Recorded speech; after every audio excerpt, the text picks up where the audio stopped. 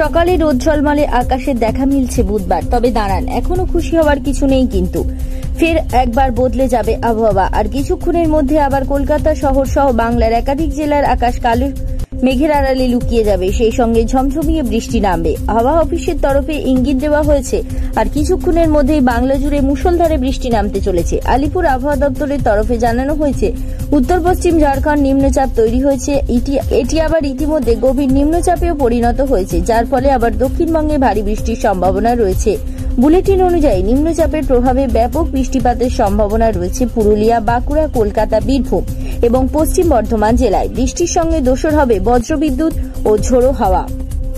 দক্ষিণবঙ্গের জেলাগুলিতে বজ্রবিদ্যুৎ সহ বৃষ্টির পাশাপাশি বইবে ঝোড়ো হাওয়ায়। উত্তাল থাকবে সমুদ্র। এবার আসা যাক উত্তরবঙ্গের আবহাওয়া প্রসঙ্গে। দক্ষিণবঙ্গের পাশাপাশি ঝড় বৃষ্টি কাঁপবে উত্তরবঙ্গের জেলাগুলিতেও। জানা গিয়েছে, আগামী 24 থেকে 48 ঘন্টায় উত্তরবঙ্গে হালকা থেকে মাঝারি এবং বিক্ষিপ্তভাবে ভারী বৃষ্টির সম্ভাবনা রয়েছে। আজ আগামী কয়েকদিন উত্তরে জেলাগুলিতে ব্যাপক বৃষ্টি হবে। আজ বজ্রবিদ্যুৎ সহ বৃষ্টিপাতের সম্ভাবনা রয়েছে মালদা, উত্তর দিনাজপুর, জলপাইগুড়ি, দার্জিলিং এবং কালিম্পং জেলায়।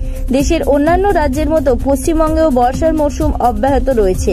দক্ষিণবঙ্গের গত কয়েকদিন ধরে টানা বৃষ্টিতে স্বাভাবিক জনজীবন বিপর্যস্ত হয়ে পড়েছে।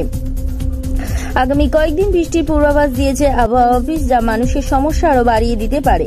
আবহাওয়া দপ্তর সূত্রে খবর, দক্ষিণবঙ্গের একাধিক জেলায় ভারী থেকে অতি ভারী বৃষ্টির সম্ভাবনা রয়েছে।